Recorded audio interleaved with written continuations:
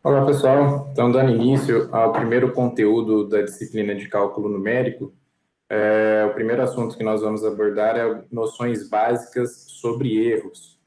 Antes de nós começarmos a analisar e entendermos os métodos numéricos, como que eles funcionam, como que a gente faz para fazer a utilização, para resolver nossos sistemas de equações algébricas, equações diferenciais, nós precisamos entender como que o erro vai incidir sobre esses métodos numéricos que nós vamos estudar dentro dessa nossa disciplina. Eu dividi essa aula em 4 tópicos. A primeira parte que nós vamos ver é sobre a motivação do porquê entender a necessidade de se calcular os erros, como diminuir aí esses valores, como ter um erro mínimo quando nós formos calcular métodos numéricos, da onde eles são provenientes, da onde que esses erros aparecem. Depois a gente entra aqui em 3 tipos de erro, que é erro por conversão de base, erros de arredondamento e erros de truncamento. E dentro da conversão de base, que a gente vai ver algumas transformações que nós fazemos também dentro de cálculo numérico, conversão de base. As duas principais, base decimal e base binária, que são as mais importantes utilizadas aí em cálculo numérico. Bom, então, a gente sabe que a solução de um problema real, através de métodos numéricos, eu posso estruturar da seguinte forma. Eu tenho, primeiramente, o levantamento de dados, eu devo, primeiramente, identificar o que eu quero resolver, qual que é o tipo de problema que eu vou fazer. Esse levantamento de dados, eu posso fazer a utilização de uma instrumentação, posso fazer a utilização de alguns equipamentos para fazer o levantamento desses dados, ou podem ser através de medidas apenas feitas por simulações computacionais. Então, existem N formas de fazer esse levantamento de dados. Posso fazer aí várias abordagens. A partir do levantamento desses dados, eu devo fazer a modelagem do meu sistema. A maior parte aqui que nós vamos ver são sistemas dinâmicos, eles variam no tempo, eles têm mudanças de comportamento no decorrer do tempo, e eu preciso, através das ferramentas que nós já vimos anteriormente, em física, química, cálculo e outras disciplinas, fazer essa modelagem. A partir desse modelo, eu chego numa equação matemática, que a gente chama ele sempre aqui de modelo, e a partir desse modelo, a gente vai conseguir aí resolver. Como eu falei na primeira parte do curso, aí na aula do plano de ensino, muitas das vezes as equações obtidas são equações um pouco complicadas para se resolverem manualmente. Então, eu faço a utilização de um método numérico para resolver essas equações, que podem ser algébricas ou diferenciais, lineares, não lineares e assim por diante. Feito a escolha do meu método numérico para o meu tipo de equação que eu tenho, que eu quero resolver, eu devo fazer a implementação desse método. Geralmente, essa implementação é feita de forma computacional. Eu escolho um programa, um software, uma linguagem de programação. Eu faço a implementação desse meu método numérico e, a partir disso, eu consigo obter alguns resultados. Com esses resultados, eu devo fazer uma análise criteriosa para entender se aquilo condiz com o que foi feito anteriormente na minha modelagem. Imagine vocês que nós estamos querendo obter aí o deslocamento ou a velocidade de um sistema mecânico. E através desses resultados, eu obtenho outra informação que não condiz com a realidade. Então, preciso fazer uma análise muito bem e entender se esses resultados que eu tenho estão corretos ou não. A partir disso, se eles estão corretos, ok, terminou aí o meu problema. Agora, se eles não estão corretos, eu devo fazer a remodelagem ou então escolher um outro método numérico. Porque muitas das vezes a gente faz várias simplificações do nosso problema real, que a gente não consegue descrever tudo por equações, eu acabo simplificando algumas questões. E, às vezes, essas questões vão fazer falta no meu resultado final, e a resposta obtida não condiz com a realidade. ou até mesmo eu escolhi um método numérico que não satisfaz as minhas condições. Aquele método numérico não serve para resolver aquele tipo de problema. Então, a partir daí, eu volto lá para o meu problema real, faço levantamento de dados e assim por diante. Eu preciso identificar aí qual que é a grande questão. Na modelagem desses problemas, geralmente utilizam-se aí teorias físicas, químicas, econômicas e muitas vezes o modelo contém simplificações da natureza. E isso provoca um certo tipo de erro, como eu comentei anteriormente. Nós vamos ver que esses erros que nós vamos analisar, eles vão depender de algumas situações. Então, não é muito raro acontecer que os resultados finais estejam distantes do que se esperaria obter, ainda que todas as fases de resolução tenham sido realizadas corretamente. Você foi lá, você conseguiu obter o seu modelo e você utilizou o método numérico e seguiu passo a passo. A cada passo, cada iteração que você seguiu, você tem certeza que está correto, que o valor que você chegou é um valor condizente aí com o que você quer obter. Mas o resultado final não condiz com a realidade. Você tem um resultado distante do que você esperava obter.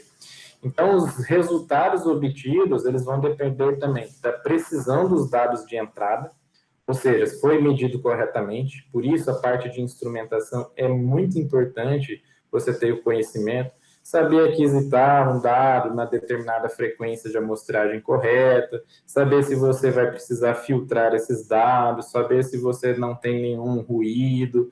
Então, você precisa ter muitas considerações com relação à precisão desses dados de entrada. Outro problema que a gente encontra também é da forma como esses dados são representados no computador. Eu preciso entender como que funciona essas representações para fazer essas conversões. Hoje tudo é feito de forma computacional, tudo é digital, então eu preciso entender como são feitas essas representações, porque aí vai ter erro também. E também das operações numéricas efetuadas. Imagine lá que você está trabalhando com certos valores após a casa decimal. Você tem lá, trabalhando com valores com 6 casas decimais, com 6 casas após a vírgula. O que você espera? Ter um erro grande, um erro pequeno? Às vezes, esses valores lá na sexta, na sétima casa, acabam ocasionando erro aí no final das suas contas. Existem até outras teorias aí na matemática, onde englobam a questão de caos e assim por diante, aonde pequenas variações nesses valores pequenos acabam interferindo no resultado final. Claro, isso aí são teorias um pouquinho mais complicadas, são bem interessantes. Eu sugiro aí, para quem tiver interesse, buscar algumas bibliografias, efeito de Lorentz, ou até mesmo efeito borboleta, como é conhecido, para saber um pouco mais sobre essas interferências, que é uma motivação muito boa aí para trabalhos aí dentro da engenharia mecânica. Então, os erros estudados aqui são os cometidos quando se resolve um modelo matemático através de um processo numérico. Nós vamos descartar o erro por modelagem, por exemplo, e um erro aí por até mesmo pela aquisição de dados. Nós vamos focar apenas em como contornar, como diminuir o erro quando eu estou resolvendo o meu modelo, a minha equação, através desse processo numérico. E aqui eu vou considerar 3 tipos de erros que nós vamos estudar mais para frente. Primeira questão, o erro de conversão de base. Daqui a pouco eu vou explicar por que é interessante, por que é importante a gente entender o erro de conversão de base. O outro erro que nós vamos ver aqui também é o erro de arredondamento, como eu já comentei ali anteriormente. E, por fim, aqui, o erro de truncamento. Esses são os 3 principais envolvidos aí no processo numérico. E nós vamos ver durante a análise aí dos métodos numéricos como deixar esse erro o mínimo possível. Quais são as tolerâncias, o que pode ajudar ou não, o que pode atrapalhar aí no desenvolvimento do nosso método numérico. Primeira questão aqui que nós vamos ver relacionada aí com a conversão de base. Qualquer número que nós temos, ele pode ser escrito de várias maneiras diferentes. Basta que para isso utilize-se de bases diferentes. Então, a base decimal, ela é a mais utilizada na vida real, enquanto que os computadores operam na base dos binários. Por que que na vida real a gente utiliza aí a base decimal? Fica muito mais fácil de visualizar. Você vai lá na padaria comprar pão, você pede lá, olha, eu quero 8 pães. Ao invés de você falar uma sequência lá de números, olha, eu quero 1000100 pães. Fica difícil, a pessoa não vai entender. Só que a máquina entende esse tipo aí de base, que é a base dos binários. Então, quando se utiliza um computador para a resolução de um problema, através de um método qualquer, eu tenho o seguinte processo aqui de conversão. Eu tenho o usuário, que está entrando aqui com os dados na base decimal. O computador vai passar para a base 2, para que ele possa fazer os seus cálculos, e vai retornar o resultado na base 10. Então, o processo de conversão, só de eu passar da base 10 para a base 2 e voltar para a base 10, já possui alguns erros. E esses erros vão acabar interferindo aí no final. Vocês vão ver aí, com a evolução da computação, claro que esses erros estão diminuindo cada vez mais. Nós temos aí processadores mais capazes, nós temos aí um poder de processamento muito melhor das máquinas atuais. No futuro, com certeza, isso daqui vai diminuindo bastante. Só que, dependendo da situação que eu tenho, isso daqui acaba interferindo bastante, principalmente na hora de você fazer o desenvolvimento, a utilização de um software, isso daqui acaba interferindo bastante nos seus resultados. Vamos só relembrar aqui, fazer conversão aqui da base 2 para a base 10. Eu sei que já viram em disciplinas passadas, mas apenas para relembrar como que funciona aí essa conversão. Então, de um modelo geral aqui, dado um número n na base beta, sendo esse n descrito aqui por um a de n menos 1, até um A2, um A1, A1, A0, representado na base beta. Eu posso descrever o n na seguinte forma polinomial. Posso escrever o n como sendo aqui uma soma de AN beta n mais AN menos 1 beta n menos 1 até a sequência chegar no final. A2 beta 2, A1 beta 1, A0 beta 0. Então, eu posso escrever aquele mesmo n ali de forma polinomial. Por exemplo, se eu quero fazer a conversão do número 10111, que está na base 2, e fazer a conversão, achar esse valor na base 10, basta eu escrever dessa seguinte forma polinomial.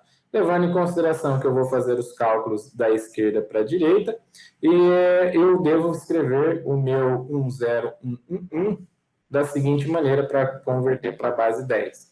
Então, eu vou fazer lá 1 vezes 2 elevado a 4, mais 0 vezes 2 elevado à terceira, mais 1 vezes 2 elevado ao quadrado, mais 1 vezes 2 elevado a 1, mais 1 vezes 2 elevado a 0.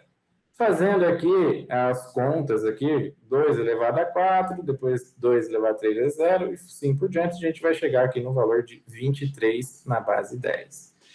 Aqui que é interessante, para ficar mais fácil. Contem da direita para a esquerda. Aí você primeiro faz aqui a continha. 0, 1, 2, 3, 4. Você sabe que vai começar a partir ali do termo de número 4. Sempre contando aí, chegando até o 0, para não ter nenhum problema. Outro exemplo que nós temos ali também. Converter ali o número 1010101011, que está na base 2, passar para a base 10, para a base decimal. Então, se eu contar ali da direita para a esquerda, eu vou ter lá 0, 1, 2, 3, 4, 5, 6, 7, 8, 9. Então, eu coloco lá, começando no 2 elevado a 9, 2 elevado a 8 e assim por diante, e eu vou chegar aqui no número 683. Basta eu fazer a multiplicação elevada aqui na potência, somando cada termo, eu vou determinar aqui o meu valor na base 10. Ok, e para números com fração, números fracionários, como que eu faço o cálculo? Também é simples. Eu conto quantos valores eu tenho antes da vírgula e depois da vírgula. Então, eu tenho ali, começando no 0, depois eu tenho 1. Então, eu tenho ali 1 vezes 2 elevado a 1, mais 0 vezes 2 elevado a 0. E para o valor considerado ali após a vírgula, eu vou colocar ali como sendo menos 1. 1 vezes 2 elevado a menos 1. Então, eu chego ali no resultado de 2,5 na base 10. Outro exemplo aqui também, 0,01. Então, pessoal, tomem sempre cuidado. Na base binária, nós não temos números maiores aí do que 1.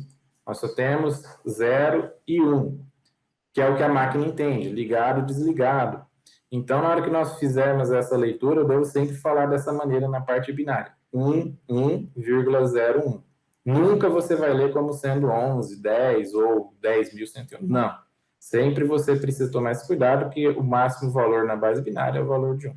Então, no mesmo exemplo ali no número 3, nós temos aqui no número 4. 1 elevado a 2 elevado a 1, mais 1 vezes 2 elevado a 0, mais 0 vezes 2 elevado a menos 1, mais 1 vezes 2 elevado a menos 2. A gente chega aqui no valor de 3,25 na base 10. Ok? Então, exemplo bem tranquilo, bem simples para entender como que é feita essa conversão. Agora, para fazer o caminho inverso, transformar o valor da base 10 para a base 2, eu devo fazer aqui o método das divisões sucessivas. Como que é feito esse método das divisões sucessivas? Eu vou pegar o valor que eu quero converter, então, um exemplo aqui, quero converter o número 13 da base 10 para a base 2. Então, eu vou pegar o número 13, vou dividir por 2. 13 dividido por 2, eu sei que ele não vai ser inteiro. Eu sei que vai chegar aqui 6 vezes 2, 12. Vai dar aqui para 13, falta 1. Então, eu coloco aqui meu resto, 1. Então, vou pegar o 6 dividir por 2. Eu sei que 6 dividido por 2 dá 3. Então, 3 vezes 2 dá 6. O resto, 0. Sobrou o 3 aqui. 3 dividido por 2. Eu sei que 2 vezes 1 dá 2. Me sobra aqui 1. E aqui sobra 1. Se você chegou aqui no final, no 1 ou no 0, você encerra. Como que eu vou fazer para contar aqui, para montar aqui, passar da base decimal para a base binária? Basta você sair daqui da direita e ir para a esquerda. Então, o número 13 vai ser 1, 1, 0, 1 na minha base binária. Outro exemplo aqui também. Converter o número 81 da base 10 para a base 2. Então, vou pegar aqui, fazer as divisões consecutivas aqui, sucessivas, do número 81. Número 81 dividido por 2 dá 40, me sobra 1. 40 por 2 dá 20, me sobra 0. 20 por 2 dá 10, sobra 0. 10 por 2 dá 5, sobra 0. 5 por 2, 2, me sobra 1. Aí aqui, 2 por 2 dá 1, me sobra resto 0. Da mesma maneira, eu vou pegar aqui da direita para a esquerda, 1, 0, 1, 0, 0, 0, 1 na base decimal. Desculpa, na base binária. Então, o número 81, representado aí na base binária, é por essas sequências aí, 1, 0, 1, 0, 0, 0, 1. E, por fim, aqui, um exemplo de como fazer a conversão de números com fração, números fracionários. Então, converter o número aqui 37,3125 da base 10 para a base 2. Então, primeiro, eu vou pegar aqui o meu número inteiro, fazer as minhas divisões sucessivas. 37 por 2, 18, me sobra 1. 18 por 2 dá 9, me sobra 0. 9 por 2, 4, me sobra 1. 4 por 2 dá 2, me sobra 0. 2 por 2, 2 dividido por 2, 1, me sobra 0.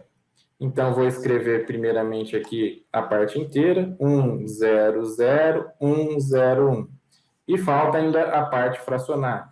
Para a minha parte fracionária, eu vou pegar aqui e vou multiplicar a minha fração por 2. Então, 0,325 vezes 2 vai me dar 0,6250. Vou reservar ali o valor de 0, que eu deixei aqui em vermelho. O resultado lá, eu vou fazer a multiplicação. Então, 0,6250 vezes 2 vai dar 1,25. Então, eu vou pegar o 1, vou reservar, e vou pegar apenas o 0,25 que me sobrou lá e vou multiplicar por 2 de novo. 0,25 vezes 2 dá 0,5. Vou reservar o 0 e vou multiplicar mais uma vez 0,5 vezes 2, que vai me dar 1. Chegou no 1, se você fizer 1 vezes 2 depois, já vai dar 2. E base binária, como eu falei para vocês, não tem valores maiores do que 1. Então, nós temos ali, na parte decimal, 0,101. Então, o número 37,303.125 vai ser 100.101,01012.